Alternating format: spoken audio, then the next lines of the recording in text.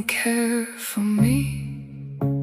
Avenge me on my persecutors. You are long-suffering. Do not take me away. Think of how I suffer reproach for your sake.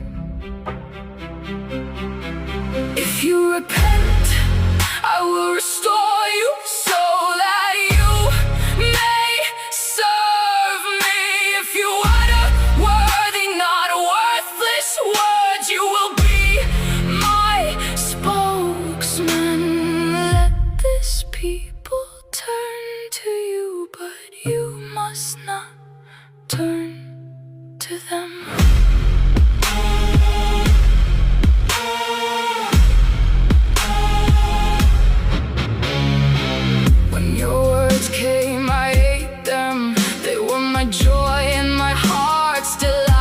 For I bear your name, Lord God Almighty. I will make you all to this people a fortified wall of bronze. They will fight against you, but will not overcome you. For I am with you to rescue and save you, declares the Lord. I never sat in the company of revelers, never made merry with them. I sat alone because your hand was on me, and you had filled me with indignation. I will save you from the hands of the wicked and deliver you from the grasp of the cruel. Why is my pain unending and my wound grievous and incurable? You are to me like a deceptive brook, like a spring that fails. If you repent, I will restore you so that you may serve me. If you utter worthy, not worthless words, you will be my spokesman. Let this people turn to you, but you must not turn to them.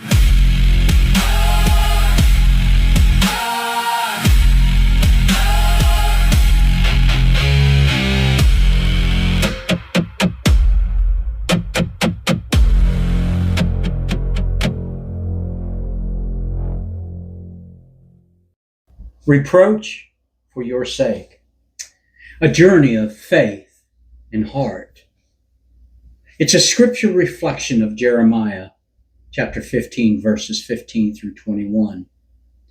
In the somber tones of Jeremiah's lament, we hear the echo of a prophet deeply attuned to the heart of God, yet crushed beneath the weight of his own calling. In Jeremiah, he speaks to God. Lord, you understand. Remember me and care for me. Avenge me on my persecutors. You are long-suffering. Do not take me away. Think of how I suffer reproach for your sake. Here lies a raw, honest prayer. A plea that rises like incense laden with emotion. We have this challenge, if you will. It's an affirmation to stand firm amidst reproach, to be strong by the power and might of God, to surrender to his will, no matter the cost. As you and I navigate our own lives, we may find ourselves echoing Jeremiah's sentiments, experiencing isolation or ridicule for our faith can often lead to feelings of abandonment. Yet God's response is not to leave us in our despair. No, never. But to remind us of our purpose, If you repent, I will restore you so that you may serve me. What a powerful affirmation. It challenges you and I to rise above our circumstances, to intentionally turn off and turn off despair, turn on our hearts towards repentance, and refocus on serving God and God alone. In moments of feeling overwhelmed, remember, my beloved brothers and sisters, that we too can be strengthened to overcome challenges, even when the world is against us. So if you would, let's join in together. Let's affirm together, I am called to bear the name of the Almighty, and in my struggles, I will find strength. Allow me, if you will, to share a personal story of struggle and resilience. I have had many and more than my fair share. My own story, one marked by a season of profound trial. Several years ago, I felt called to a ministry that seemed daunting. And as I stepped forward in faith, I was met with scorn from those around me. Brothers and sisters alike questioned my decisions. And I felt isolated, much like Jeremiah. I longed for affirmation, but felt as if I were shouting into a void. No one heard. No one came to my rescue. One such night, grappling with my feelings of worthlessness and frustration, I found myself in prayer. I recalled Jeremiah's plea to God and the subsequent promise that he would become a fortified wall, a resilient protector amid adversities.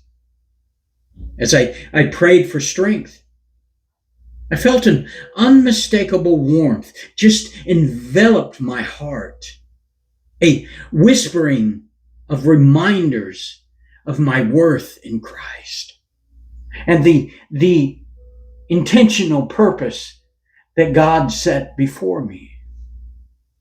This was a profound moment. And through that trial, God restored my vision, not only for my calling, but also for my relationship with Him. His presence transformed my struggles into opportunities for growth, finally revealing that I had been chosen for a mission greater than myself. What used to feel like a burden, it became the very lifeblood of my faith. And I learned that just as I carry His name, I must also carry His resilience.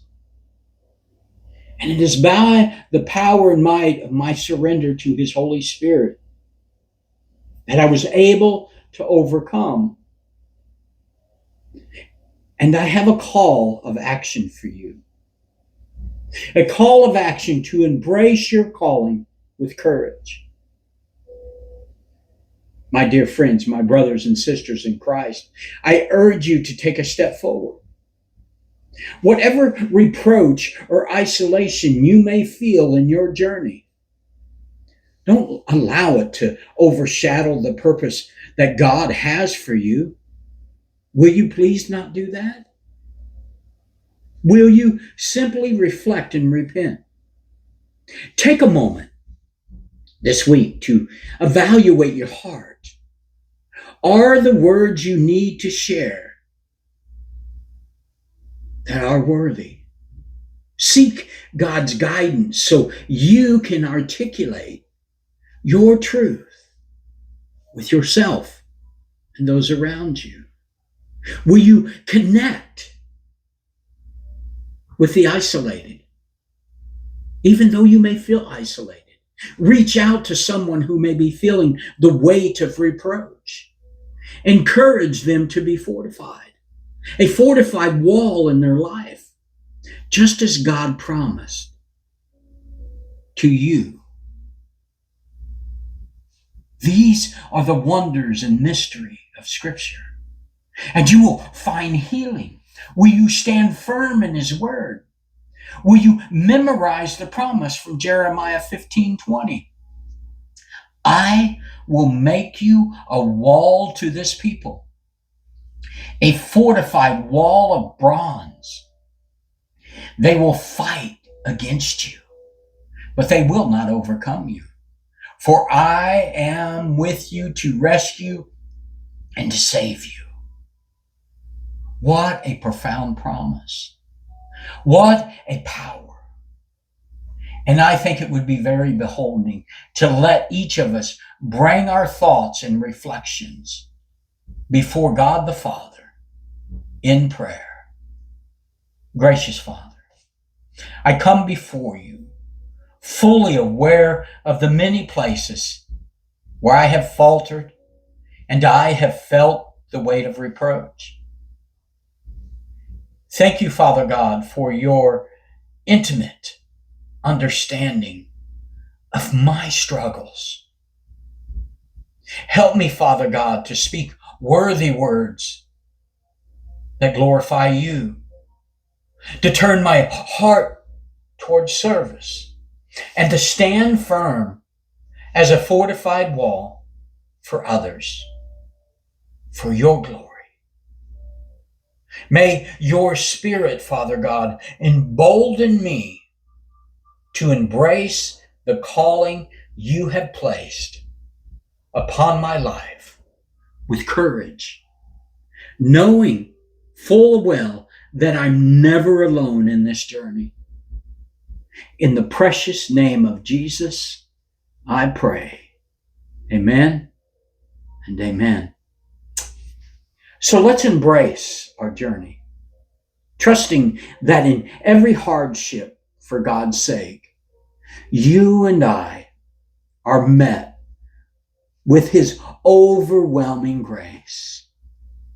Each reproach can be a stepping stone, lifting you and I closer to His divine purpose in our lives and the lives of those around us, all for the glory of God.